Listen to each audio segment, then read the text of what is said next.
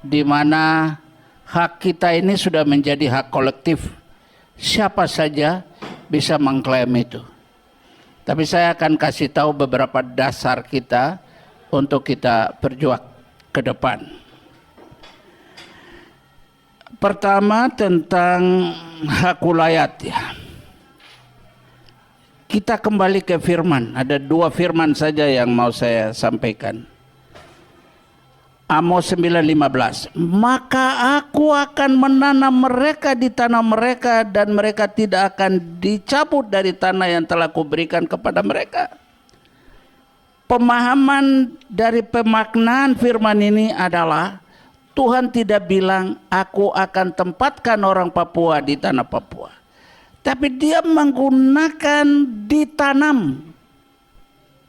Kalau bicara ditanam, siapa yang mau cabut? Kalau ditempatkan orang bisa pindahkan. Ini sebenarnya kaidah dasar kita yang harus menjadi pedoman hakiki. Ya. Bangsa manapun tidak pernah ciptakan orang Papua. Ya ini dulu. Ini kaidah dasar bahwa orang Papua ini dikehendaki oleh kebesaran kasih Allah. Dan dia kasih. Kita selalu bergulat di undang-undang manusia. Tapi kita tidak pernah tahu bahwa Tuhanlah dari kitab Kejadian. Kita mulai nanti ada sambungan dengan peranan wanita. Ya. Jadi ini anugerah Allah. Saya kasih 2 saja ayat pertama tadi tentang tanah ulayat. Tuhan yang tanam. Jadi yang kita tempati, orang Papua tempati itu adalah kaplingan anugerah Allah, ya. Yang ada di 250. 250 itu Tuhan bikin 250 kaplingan tanah ulayat untuk hidup bersuku-suku dan berbangsa-bangsa di atas tanah anugerahnya. Ini dulu kata kunci kita. Ini rujukan kita supaya jangan sampai firman Tuhan ini digusur dengan pasal 33 Undang-Undang Dasar 45. Cabang-cabang produksi yang penting bagi negara dan yang menguasai hajat hidup orang banyak dikuasai oleh negara. Ingat, kata dikuasai itu hanya dalam hal mengatur, bukan memiliki. Ya. Kadang-kadang orang kita itu dikaburkan, diancam dengan kata, wah ini tanah negara. Semua tanah negara itu dibayar pajak. Semua tanah wilayah di Papua tidak dibayar pajak. Itu ingat itu. Ya. Itu kata dasarnya. Kalau dia sudah tanah menjadi tanah negara, berarti dia terdaftar berdasarkan PP 19 dari Undang-Undang Pertanahan kita. Kalau dia sudah terdaftar, dia menjadi objek pajak. Tapi apakah tanah wilayah jadi objek pajak? Enggak ada, makanya tidak dipungut itu PBB.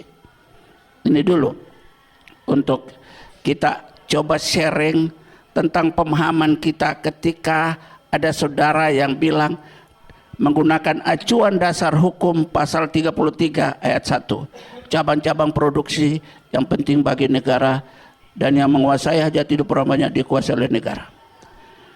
Ayat kedua, bumi dan air dan kekayaan alam yang terkandung di dalamnya dikuasai oleh negara.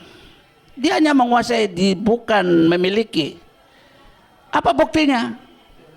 Kalau ada kompensasi entah ganti untung atau ganti rugi, yang terima kompensasi itu bukan negara, yang terima kompensasi itu adalah pemilik wilayah. Iya kan? Berarti yang miliki ini adalah pemiliknya itu, pemilik wilayah. Bukan negara.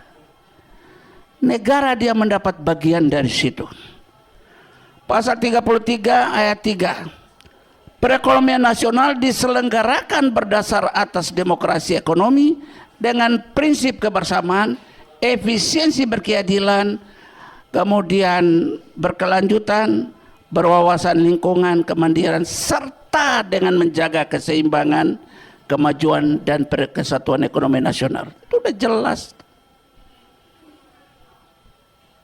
kita selalu dikelabui dengan kata, wah itu tanah negara, tanah negara. Bukan. Saya pertegas lagi di Undang-Undang Nomor 5 Tahun 60 tentang pokok-pokok agraria tempo itu. Di konsiderasinya dia bunyi begini, hukum agraria nasional berdasarkan hukum adat. Coba lihat. Jadi Undang-Undang Nomor 5 Tahun 60 lebih bijaksana daripada undang-undang sekarang. Undang-undang sekarang itu dulu itu bunyinya begitu dikonsiderasi. Ya. Undang-undang pokok-pokok dia berdasarkan hukum adat. Jadi yang menjadi jiwa dari undang-undang pokok agraria itu adalah hukum adat. Rohnya itu adalah hukum adat.